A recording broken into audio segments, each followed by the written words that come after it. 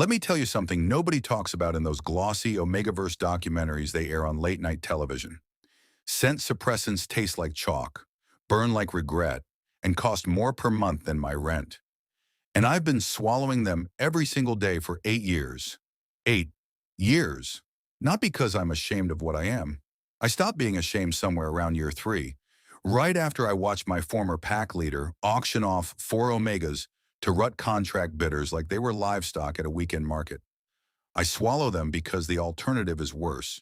The alternative is them every unmated alpha within a 5-kilometer radius suddenly deciding they have opinions about my future, my body, and who gets to put a claiming mark on my neck.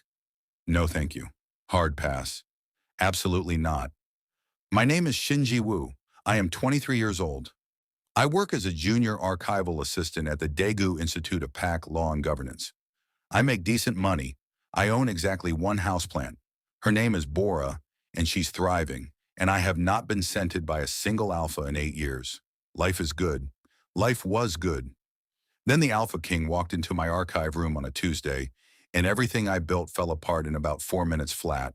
Daegu in late October smells like roasted chestnuts and exhaust fumes and the faint chemical bite of scent masking spray, which, honestly, might just be me. The city moves the way it always does in autumn, fast, loud, unbothered. Street vendors shouting over traffic on Dongshengno. University students crowding the cafe near the East Gate, their pack bonds visible in the casual way they lean into each other, shoulders touching, scents bleeding together into something warm and communal. I walk past all of it with my hands in my pockets and my suppressant patch firmly stuck behind my left ear, hidden under my hair, and I feel absolutely nothing about any of it. That's what I tell myself anyway. The Institute sits on the quieter edge of the city, a converted government building that smells permanently of old paper, green tea, and the particular anxiety of underpaid civil servants. I've worked here for 3 years. Before that, I spent 2 years doing data entry at a logistics company in Busan. And before that, well, before that is a door I keep locked. I like it here. The archive room on the 4th floor is mine between 8 and 5. Floor-to-ceiling shelves, no windows. Exactly one flickering fluorescent light that I've been reporting to maintenance for 6 months, and they've been ignoring with impressive commitment. It's quiet, it's contained. Nobody touches me without asking, and nobody asks, because the suppressants make me smell like absolutely nothing, and alphas tend to lose interest in things that don't trigger their instincts. 8 years of nothing. 8 years of safe. I'm reorganizing the pre-unification pack treaty files. Thrilling, I know. Please hold your applause when I feel it. Not a sound, not a smell. Something older than both.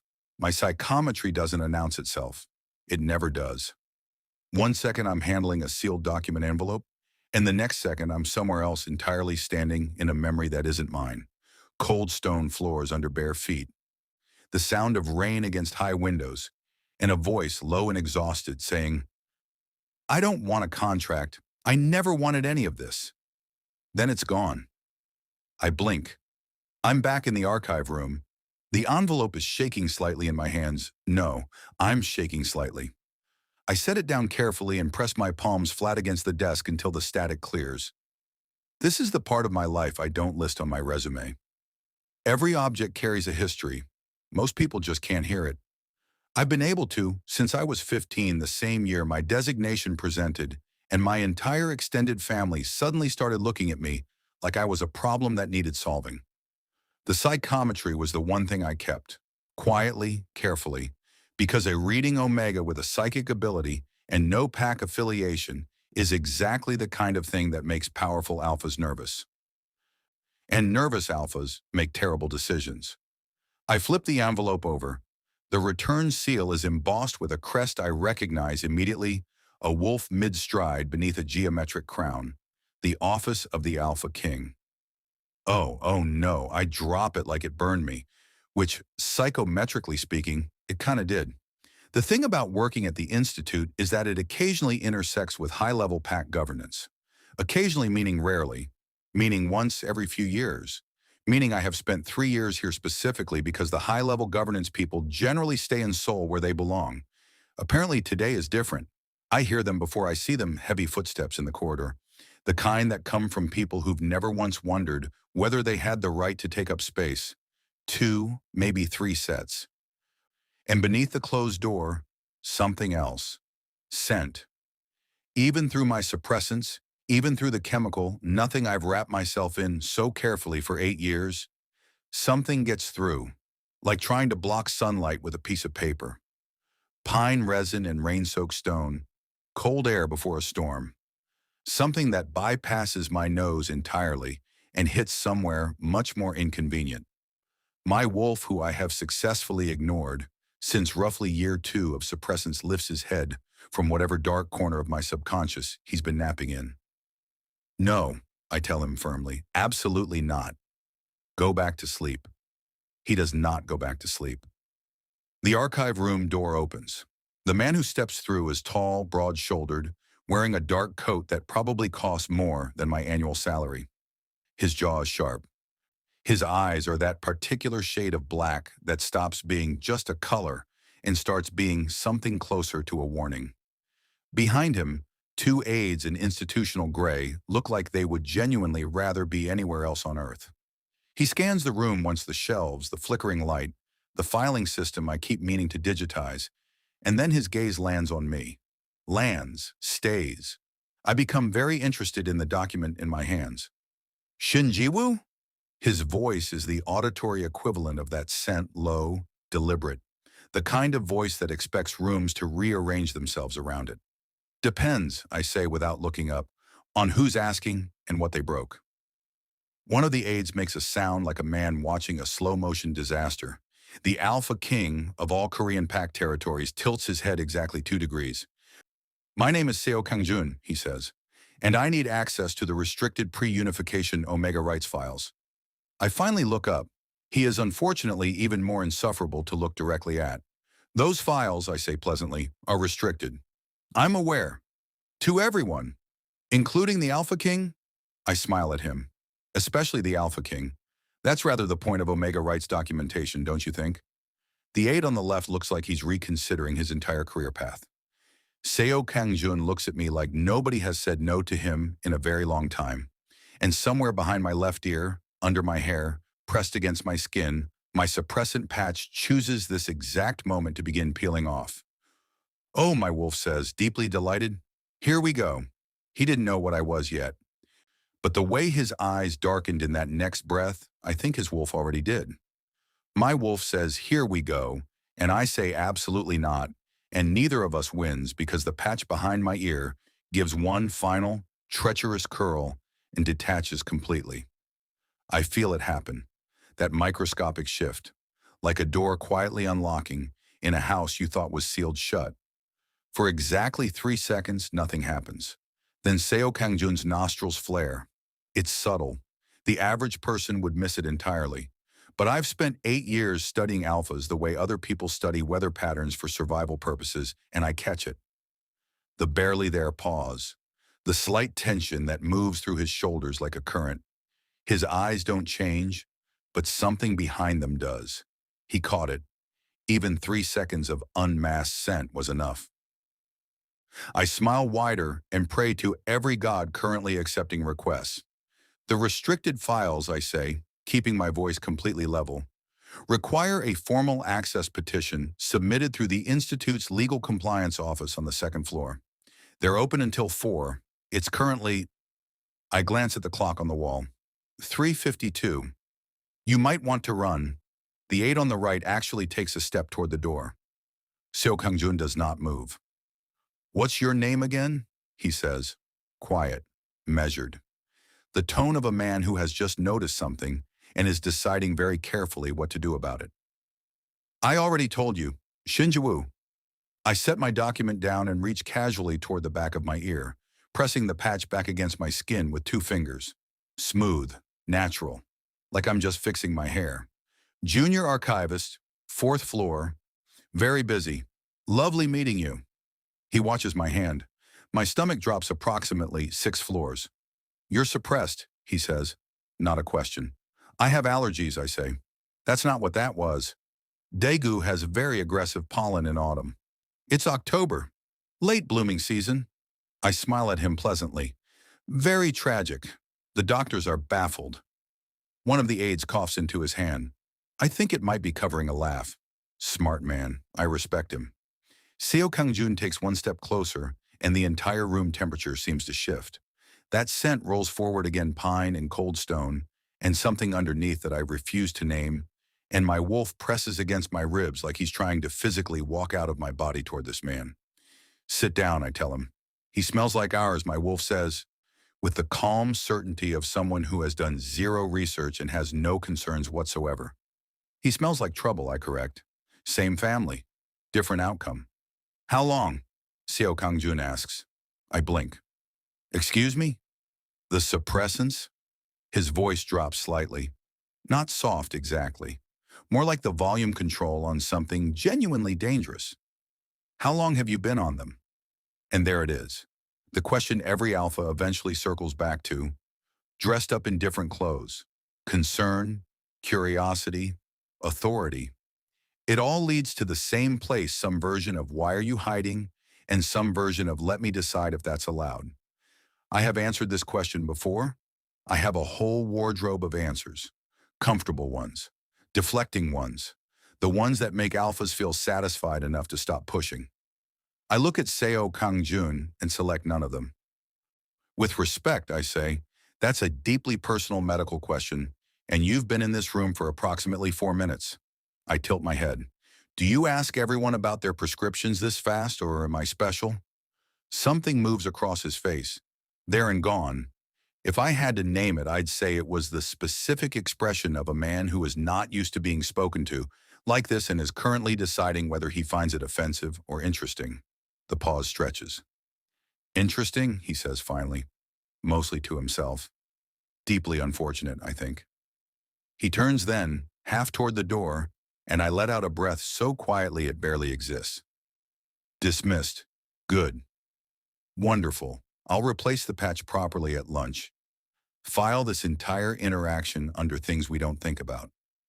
And I'll have the formal petition submitted by 4. He glances back over his shoulder. Those dark eyes find me with an accuracy that feels almost like my psychometry in reverse, like he's reading something off my surface I didn't consent to leaving there. I'll be back tomorrow morning. The compliance office processes petitions in 5 to 7 business days, I say. I'm sure they'll manage faster. Institute policy doesn't bend for, I'll see you tomorrow, Shinji-woo. He leaves. Both aides follow. The door closes. The archive room settles back into its usual silence, the flickering light, the smell of old paper, the distant sound of street traffic 4 floors below. I stand completely still for approximately 10 seconds. Then I reach up, peel the dead patch off entirely, pull a fresh one from the inside pocket of my cardigan, and press it firmly behind my ear. I pick up my document. I return to work. My wolf is still awake. He's coming back, he says, with the energy of someone announcing wonderful news. I know, I tell him. You're not as calm as you're pretending. I smooth the document flat against the desk. I know that too. I press my palm flat against the nearest shelf and breathe through my nose. Slowly, evenly, the way my old therapist taught me back in Busan before I decided therapy was expensive and avoidance was free. The fresh patch does its job. The room stops feeling electrically charged. My wolf grumbles once, deeply offended, then settles. Good, fine, excellent, we are fine. I last approximately 40 minutes before my psychometry ruins everything. It happens when I reach for the document stack on the far shelf. My bare fingers connect with the sealed envelope from earlier, the one I dropped, the one with the king's crest. I meant to move it to the intake bin.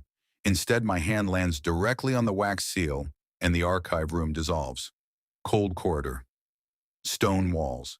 The smell of pine so concentrated it feels like standing inside a forest. A younger voice, rough with exhaustion, saying, I won't sign it. You can't make me sign it. Then a heavier voice, older, somewhere behind. You don't have a choice, Kang-jun. The law requires a bonded alpha king. You will contract or you will step down. Silence then, very quietly. Then maybe I'll step down. I yank my hand back. The archive room returns. The fluorescent light flickers aggressively. like it also found that upsetting. I stare at the envelope on the floor where it fell again. So that's why he wants the Omega rights files. He's looking for a way out of a rut contract. The Alpha King of all Korean Pact territories has been trying to escape the same system I've been hiding from for 8 years. And he walked into my archive room today of all days. And my suppressant patch peeled off, and my wolf is still not fully asleep. I pick up the envelope with 2 fingers, handling it like evidence, and drop it firmly into the intake bin. Not my problem, I tell Bora, my houseplant, who I have brought to work because the 4th-floor archive room has no windows and she needs rotation. Bora has no comment. Professionally, I respect that. He comes back the next morning at 8:43. I know it's him before the door opens because that scent arrives first, threading under the door with complete disregard for personal boundaries. Pine resin, cold stone, the undercurrent of something that makes my wolf lift his head like a dog hearing his name. I am already holding my coffee with both hands like a shield when the door opens. Seo Kang-jun walks in. He is wearing a different dark coat, same sharp jaw, same warning-colored eyes. He is carrying a document folder, which means the compliance office did in fact process his petition in less than 17 hours, which means my 5 to 7 business days estimate was, professionally speaking, a complete lie that served no one. Behind him are not 2 aides this time. There are 4 other men. 4. I look at them. I look back at my coffee. I look at them again. The first one is tall with the kind of effortless build that suggests he has never once struggled to open a jar.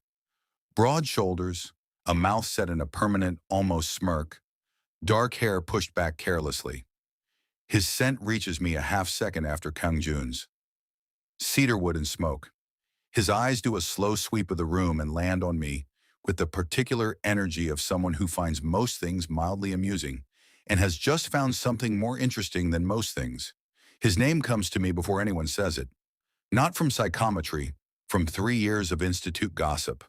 Gu Taeseon, head of the Royal Pact Security Division, known professionally for being extremely effective. Known unofficially for being extremely difficult. The second one is leaner, quieter, with sharp cheekbones and the watchful stillness of someone who processes everything and reveals nothing. Earth and rain, the kind of scent that doesn't announce itself but stays with you. He is already looking at the filing system with the focused expression of a man who wants to reorganize it, and honestly same. Im Hyun-sik, Royal Pact Legal Counsel, reportedly the most dangerous man in any room that contains paperwork. The third one has kind eyes and a jaw that could cut glass and the absolute audacity to smile at me immediately, warmly, like we are old friends and he has simply been away. His scent is chamomile and warm cedar. An alpha who smells like a Sunday morning should not be standing in my archive room looking at me like that. Baek Sung-ho, Pac Welfare Commissioner. The one they send when they want Omegas to feel comfortable enough to cooperate. I squint at him slightly. He keeps smiling. The fourth one doesn't smile at all. He stands slightly apart from the others, arms crossed, with the focused hostility of someone who agreed to be here, but wants it on record that he has objections. His scent is sharp, iron and winter wind. His eyes find mine, and he looks away immediately, with intent, like looking at me as a choice he is actively refusing to make. Cha Min-jun, head of Omega Affairs Policy, which is a deeply ironic job title given his current energy. I look at all 4 of them. I look at Seo Kang-jun. You brought a committee, I say. A team, he corrects. To an archive room. The files are sensitive. The files are also alphabetized and available on request through proper channels. I set my coffee down, which you now have, apparently. I gesture at the folder he's carrying. So, what exactly requires 5 alphas in a Tuesday morning? Tae-xian makes that almost smirk into an actual smirk. Kang-jun steps forward and places the document folder on my desk. I do not touch it. I have learned my lesson about touching his documents. We need your help, he says. Simply, directly. Like that sentence doesn't detonate several small explosions in my chest. I'm a junior archivist, I say. I file things. You have psychometry? His voice is completely even. And you've been hiding it in a government institution for 3 years. The room goes very quiet. My wolf, unhelpfully, says told you he was paying attention. I smile at Seo Kangjun with every ounce of composure I own. I have absolutely no idea, I say pleasantly, what you're talking about. 5 alphas look at me.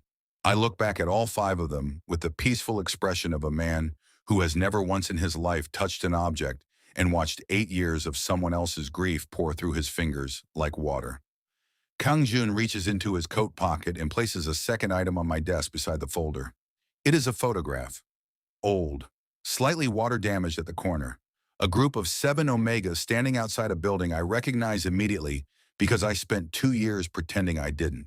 The Busan Voluntary Designation Center, which is the polite government name for the place where unaffiliated omegas were encouraged, through various creative forms of pressure, to sign rut contracts before their first heat made the decision for them.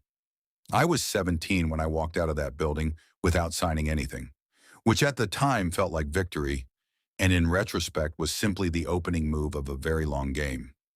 I keep my face completely neutral. Interesting photograph, I say. Lovely architecture. Third from the left, Kangjun says quietly. I don't look. I already know. 17-year-old Shin Ji-woo, 3 weeks post-designation, still figuring out that the whole world had just rearranged itself around a biological fact he never asked for.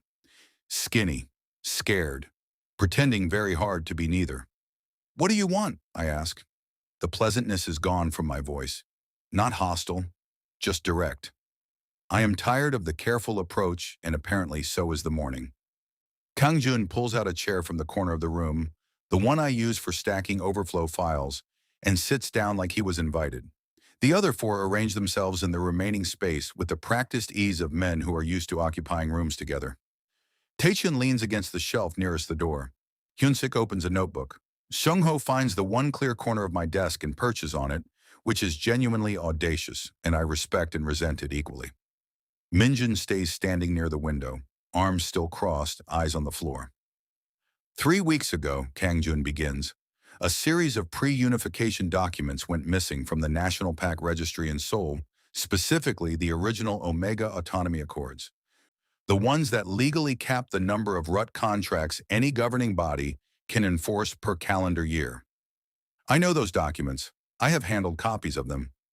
The originals are over 60 years old and contain the only legal language that has ever functionally limited what PAC governance can demand from unaffiliated Omegas. Someone took them, I say. Someone replaced them with very good forgeries, Hunsik says without looking up from his notebook. His voice is precise and unhurried. Good enough that the registry didn't notice for 11 days. The forgeries have a specific psychometric signature, Kang Jun continues. Whoever made them handled the originals extensively before replacing them. Touched every page, left traces. He looks at me. I look at him. You need someone to read the forgeries, I say, and pull whatever the forger left behind. We need someone who can do it accurately, discreetly, and without a formal paper trail that tells whoever took those documents that we know they're gone. He pauses. You've been doing this quietly for 3 years. You're good at quiet. I'm a junior archivist, I repeat. I file things and I drink mediocre coffee, and I go home at 5. You also flagged a forged land deed in the 2022 Eastern Territory dispute that 3 senior legal analysts missed. That's Hyunsik again, still not looking up. You submitted it as a cataloging error. The notation in your handwriting said the document felt wrong. He looks up now. Felt wrong? The fluorescent light flickers. I hate that light so much. Fine, I say. What exactly are you offering in return? Because I assume this isn't a volunteer opportunity. Something shifts in the room, subtle, like a pressure change before rain. Kang Jun leans forward slightly. The RUT contract registry, your name specifically. His voice is careful and even. We can have it cleared, permanently. No future enforcement, no compliance visits, no system flag when your suppressant prescription renews. My wolf goes completely still. So do I. 8 years. 8 years of patches and pills and careful invisibility and moving cities and using different pharmacies and never staying anywhere long enough to get comfortable. 8 years of the low-grade anxiety that lives in the back of every unaffiliated Omega's throat like a stone you learn to swallow around. Gone. Just like that. I look at Seo Kangjun and his four alphas in my small flickering archive room, and I understand with complete clarity that this is the part of the story where a sensible person says no. I pick up my coffee. When do we start? I say. Taeshun's almost smirk becomes a full one. My wolf purrs. I ignore him completely. The forgeries arrive in a sealed black case that Hyunsik carries with the focused energy of a man transporting something mildly explosive. He sets it on my desk and steps back with the specific body language of someone who has done his part and is now your problem. Everyone watches me. I look at the case. I look at my bare hands. I look at the case again. I need gloves, I say. Seung-ho produces a pair from his coat pocket immediately, like he anticipated this, which is either impressive preparation or slightly unsettling. Probably both. I take them without comment and pull them on slowly. The gloves block it? Kangjun asks. They slow it down. Thin material doesn't block much. Thick rubber blocks most of it. I flex my fingers. Think of it like volume control. Gloves turn it down. Bare skin is full volume. And right now?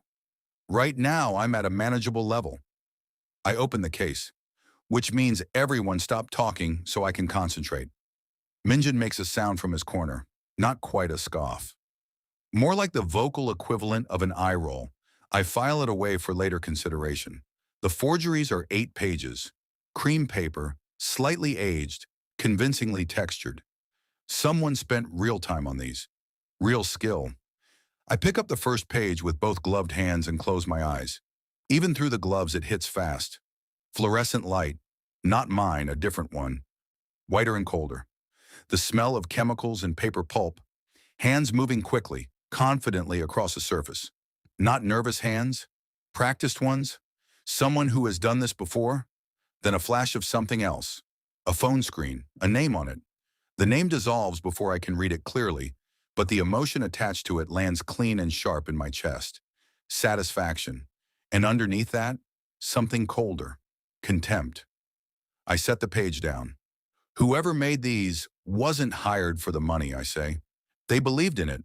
The contempt is baked into the work. Every page. I pick up the second sheet. They're not a forger for profit.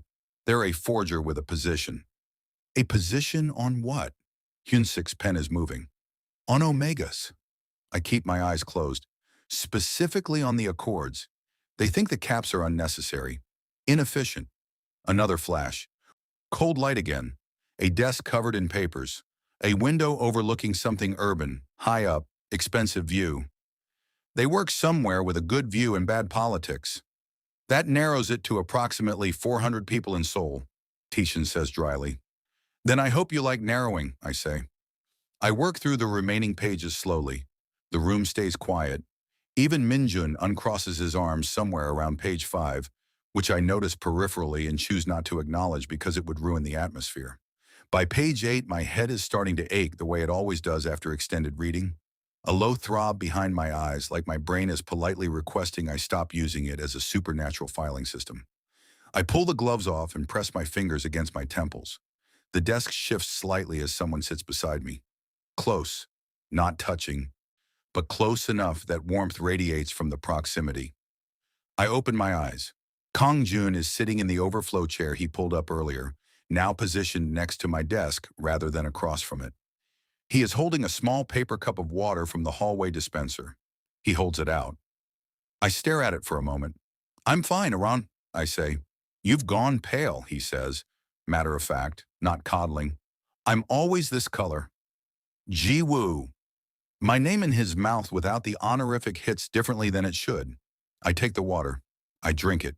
It tastes like paper cup and fluorescent lighting, and I am grateful for both. The view from the forger's workspace, I say, because focusing on the work is safer than focusing on the fact that Seo Kangjun just said my name like that. It's high up, Central District.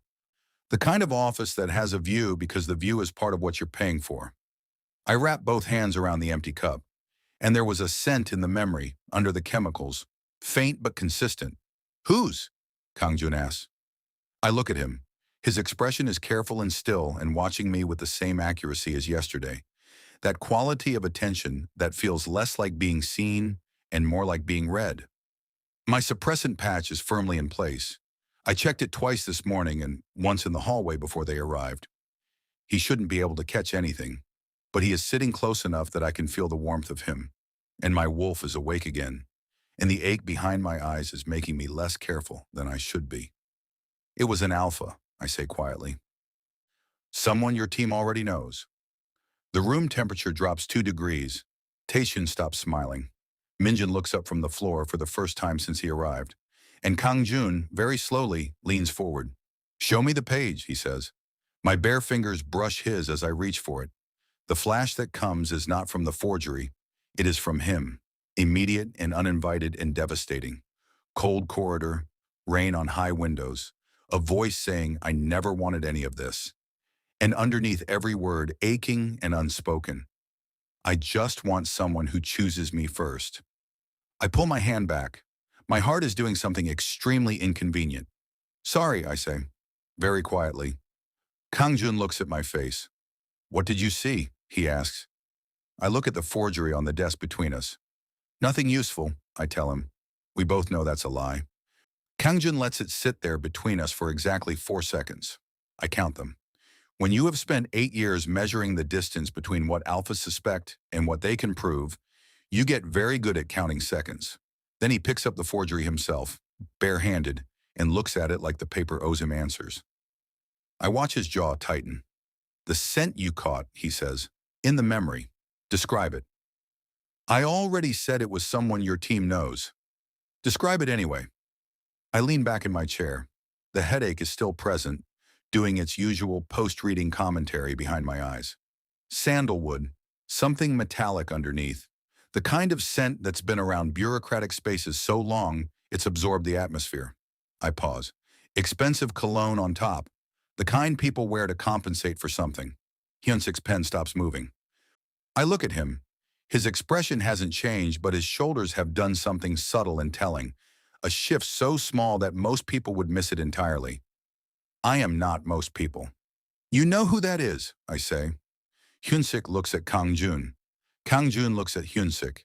The kind of look that carries an entire conversation in the space of one breath. "Nam Do-yun," Kang-jun says finally. Not a question. Hyunsik closes his notebook. He had access. He had motive. I didn't want it to be him. "Who is Nam Do-yun?" I say, with the patient energy of someone who was not briefed adequately before being recruited into what is apparently a conspiracy. "Senior Policy Director," Tae-Hyun says from his shelf. His voice has lost the warmth it carried earlier. 8 years with the PAC Governance Council. Kang-jun's father trusted him. "And Kang-jun?" I ask. "A beat. I trusted him less," Kang-jun says quietly. "But I didn't think he'd go this far." I want to ask what this far means specifically. I want to ask a lot of things. But then my psychometry does the thing it occasionally does when a reading is still active, and my concentration slips, which is that it reaches sideways without permission. My hand is resting on the desk that Kang-jun's document folder has been sitting on for the past 40 minutes. The folder brushes my wrist. I get 3 seconds of someone else's morning. A phone call. Kang-jun's voice, clipped and careful. "If Do-yun finds out we're looking, he'll move the originals before we can locate them." Then another voice, familiar but not one I've placed yet. "Then you need someone he doesn't know. Someone completely outside the system." A pause. Then Kang-jun. Quieter. "I already found him." The reading drops. I stare at the folder. I already found him. I look up at Kang-jun slowly. "You knew about me before Tuesday," I say. Not accusatory, just factual. The same tone I use when I'm identifying a misfiled document. He meets my eyes without flinching. "Yes." "How long?" "3 weeks." I absorb this information with the composure of a man who has survived 8 years of difficult surprises and is therefore not going to make a scene in his own archive room. "Right," I say. "So the suppressant patch peeling off was not the magical coincidence it appeared to be. I didn't plan that part, but you planned the rest. I needed to know if you'd run." And something in his expression shifts. "Barely. You didn't run. You told me the files were restricted and suggested I hurry to the compliance office." The corner of his mouth moves. It is not quite a smile, but it is adjacent to one. I thought that was promising. Shungho makes a small sound from his corner that might be described as fawn. I look at all five of them and feel something that is not quite anger and not quite warmth, and is in fact the deeply inconvenient combination of both. You could have just asked me, I say. You would have said no, Kangjun says. I still might. You already said yes. He has a point. I hate that he has a point. I stand up, which feels necessary, and move to the window that doesn't exist because my archive room has no windows. So I stop in the middle of the floor, looking mildly purposeless instead. Taesyeon is definitely laughing at me silently. I can feel it. Nam Doyen, I say, redirecting everything back towards something useful. If he replaced the originals with forgeries, he still has the real documents, which means he's planning to use them. The annual RUT contract quota resets in 19 days, Hyunsik says. Without the original accords, there's no legal cap. The council can issue unlimited contracts. The words land in my stomach like cold water. Unlimited contracts. Every unaffiliated Omega in the country, every person who has spent years doing exactly what I've done, patches and pills and careful invisibility, all of it meaningless in 19 days if those documents don't come back. My wolf is not purring anymore. I turn back to Kengjun. Where is Doyen now, I ask. His office. 32nd floor, Central Governance Tower, Seoul. Kangjun watches me steadily. Which is why we need to move today. Today, I repeat, his security rotation changes tomorrow. After that, access becomes significantly more complicated. I look at the forgeries on my desk. I look at Bora the houseplant. I look at the flickering fluorescent light that maintenance has ignored for 6 months. I need, I say carefully, a better coat.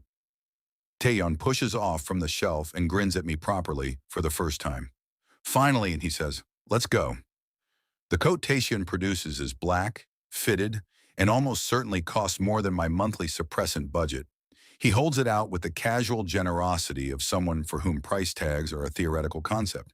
I put it on. It fits perfectly. I refuse to think about what that means. The drive to Seoul takes 2 hours and 40 minutes in a black vehicle with tinted windows and seats that are genuinely more comfortable than my bed at home. Hyunsik spends the drive on his phone. Taeyeon sleeps with the immediate unconscious efficiency of someone militarily trained to rest anywhere. Shungho offers me a convenience store triangle kimbap at the Cheonan rest stop with the gentle insistence of someone who has decided feeding me is now his personal mission. I eat it because I skipped breakfast, and I am not ideologically opposed to being fed. Minjin sits across from me the entire drive and says nothing. I say nothing back. We are communicating beautifully. Kangjun sits beside me, not close. There is a reasonable professional distance between us. But the vehicle is warm and the drive is long, and somewhere around the Gihung interchange, my wolf stops pretending to be asleep and simply sits there quietly, breathing in pine resin and cold stone, cataloging it with the patient dedication of someone who has decided this is their hobby now. I stare out the window at the highway and think about literally anything else.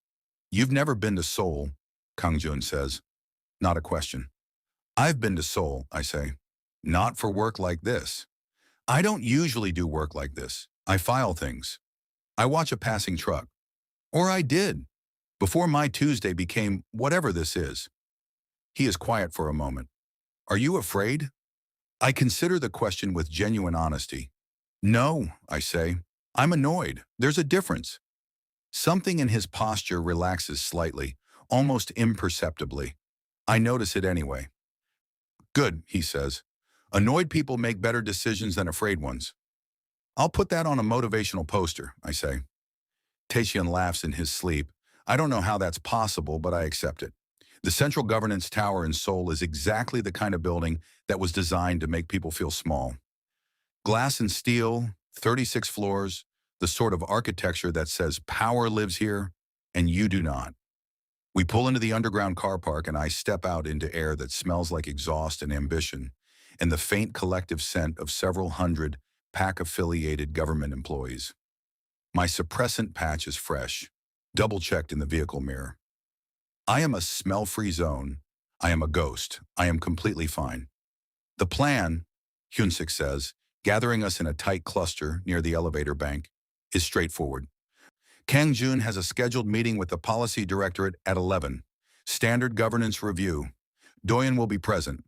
He looks at me. Ji Woo will attend as a documentation specialist. A documentation specialist, I repeat. You document things, Taexian says helpfully. He is eating another triangle kimbap. I don't know where it came from. The goal is physical proximity to Doyen, Hyunsik continues, specifically to any objects he's handled recently. His desk items, his files, his personal effects if possible. He looks at me again. Can you work through the coat? Depends on the material and how strongly the object was handled. I flex my gloved fingers.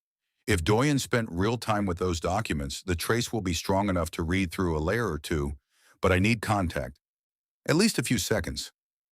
We'll get you contact, Kangjun says. How? Leave that part to me. I look at him. That is the least reassuring thing you've said so far, and you've said several unnerving things. He almost smiles again. It is becoming a problem. The elevator opens on the 32nd floor, and the first thing I register is the view. Floor-to-ceiling windows overlooking Central Seoul, the city spread out below in its enormous complicated grid. The second thing I register is the scent. Sandalwood, metal underneath, expensive cologne on top. Exactly what I pulled from the forgery memory. My psychometry prickles along my fingertips, even through the gloves. Nam Doyen is already in the meeting room.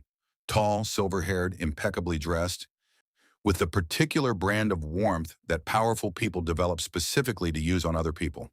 He smiles at Kang Jun like a man greeting a friend, and I watch his eyes, and his eyes are doing something entirely different from his mouth. Your Majesty, he says. Always a pleasure. Kang Jun shakes his hand. I watch. This is Shin Ji-woo, Kang Jun says, gesturing to me. Documentation specialist. He'll be observing today. Doyen's gaze slides to me. Brief. Assessing. The look of someone categorizing a person as relevant or irrelevant in under 2 seconds. He decides irrelevant. He looks away.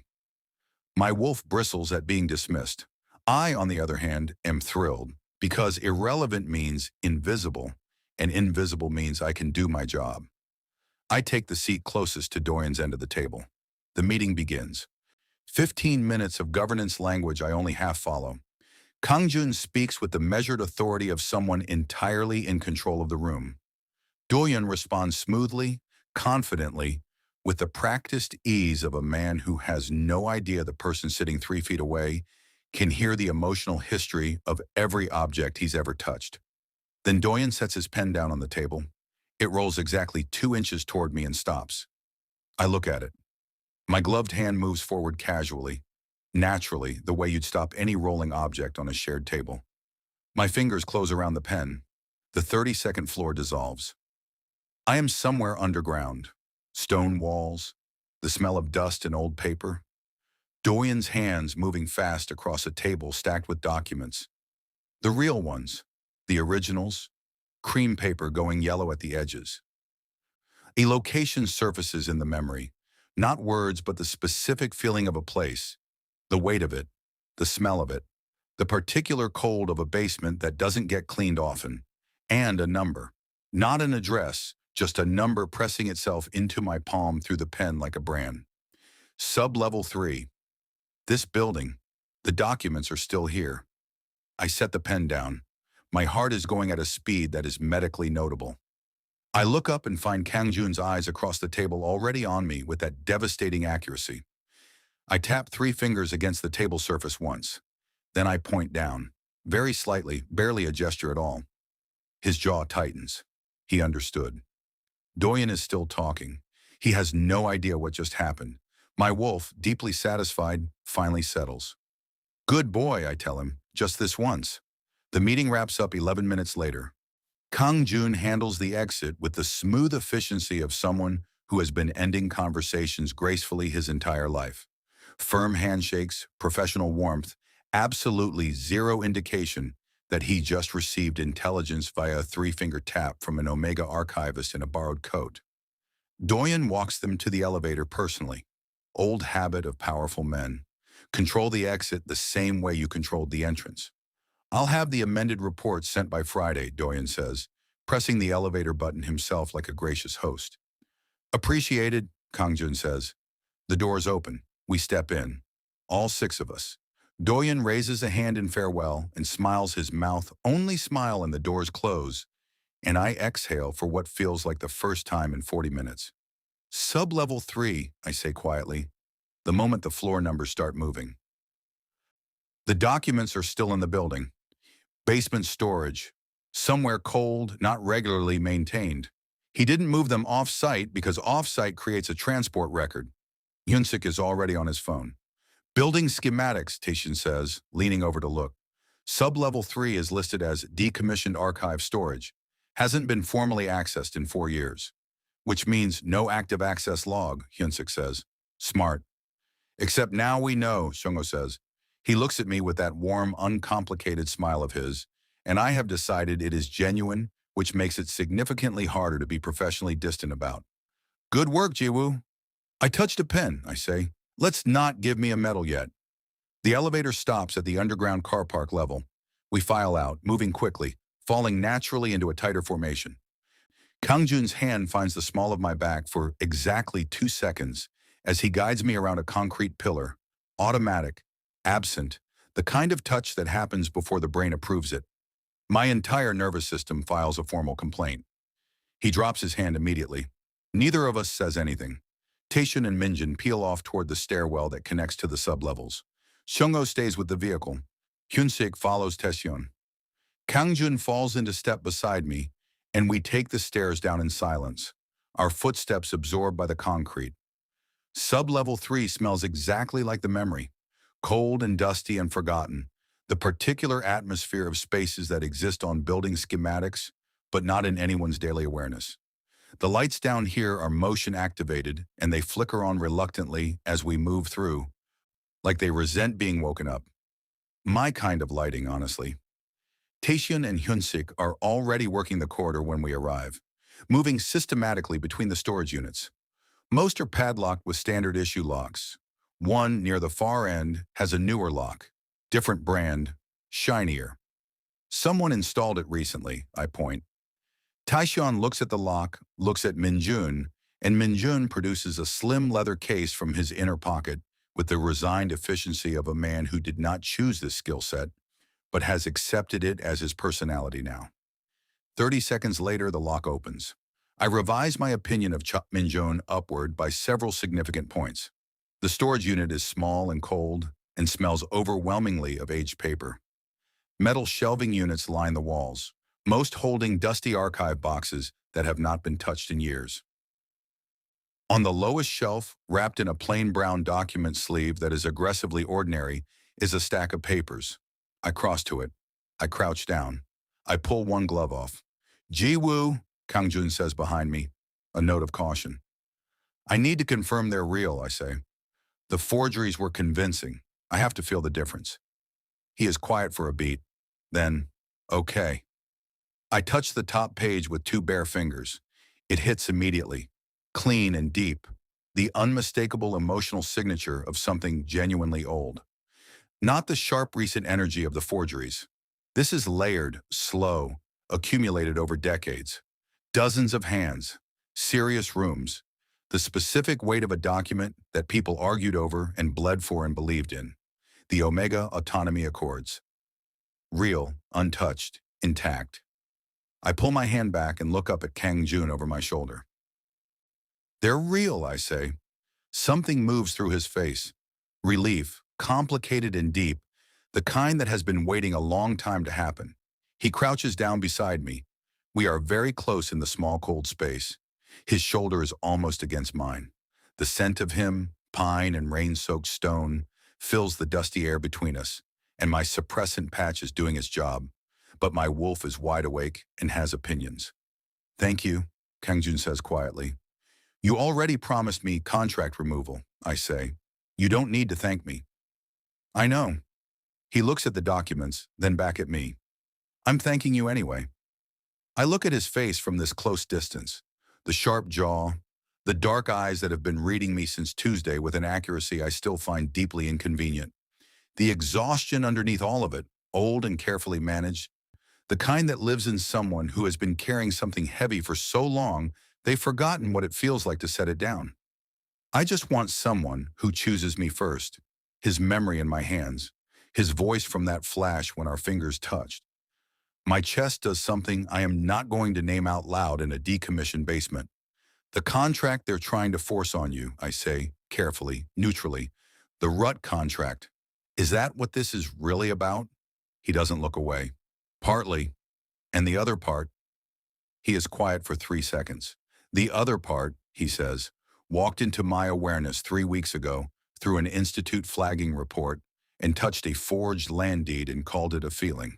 His voice is low. Even.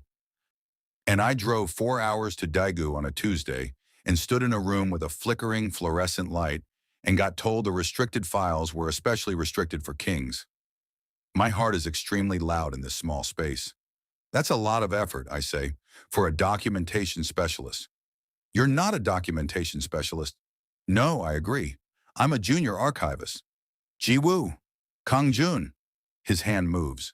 Slow, deliberate, giving me every opportunity to lean back.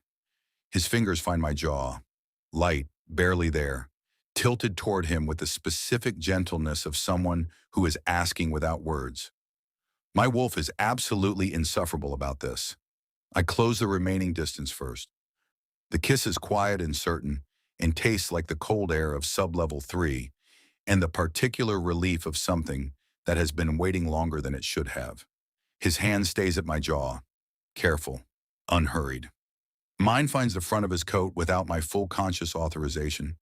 We stay there for a moment that has no useful length in seconds. When I pull back, his eyes are open and dark and fixed on my face with an expression I read without psychometry. Took you long enough, Taxian says from the doorway. I had completely forgotten about the other 4 alphas. Minjin is looking at the ceiling. Shungo is smiling like someone just gave him a wonderful gift. Hyunsik has his notebook open and appears to be writing something, which I choose not to examine further. I stand up. I pick up the accords. I hand them to Kang-jun without looking at him, because looking at him right now requires more composure than I currently own. We should leave before Doyen checks his security feed, I say. Agreed, Kang-jun says. His voice is warm in a way it wasn't on Tuesday. My wolf rolls over like a happy dog. I carry the accords up the stairs and pretend my hands aren't shaking. They are absolutely shaking. I tell myself it's the cold of sub-level 3 still living in my fingers.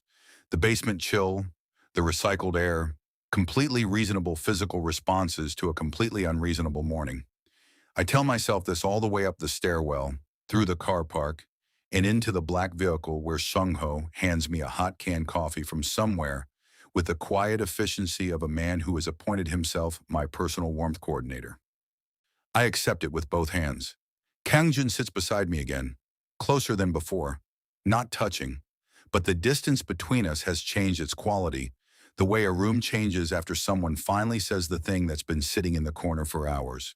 The air between us is different, warmer, more honest. I stare at the canned coffee and try to be a normal person. Doyen will know the documents are gone within the hour, Hyunsik says from the front, already back to business, which I respect deeply. He'll move to discredit the recovery before we can file. Let him try, Taechin says. We have the originals and a psychometric witness. I look up. A witness. You read the forgeries. You can testify to the emotional signature of the forger. That's admissible under Pack Governance Evidence Code. Section 41. Hyunsik glances back at me. Psychometric testimony from a registered reader holds legal weight. I'm not registered, I say. You will be, Kang-jun says. Quiet, certain. The voice of someone making a decision rather than a suggestion. I look at him sideways. That's a significant life change to announce in a moving vehicle, I say. I'm aware. You could ask, would you say yes? I look at my coffee. I haven't decided. The corner of his mouth moves. Then I'll ask properly. Later. My wolf has the audacity to wag an imaginary tail. The vehicle merges onto the highway, heading back toward Daegu, and the city of Seoul slides away behind the tinted windows, all glass and gray sky, and the particular indifferent enormity of a place that contains millions of people and cares about none of them specifically. I watch it go. 3 weeks ago, I was reorganizing pre-unification treaty files in a room with no windows and a flickering light and a houseplant named Bora. My entire life fit inside a very manageable radius. Safe. Contained. Exactly the size I'd built it to be.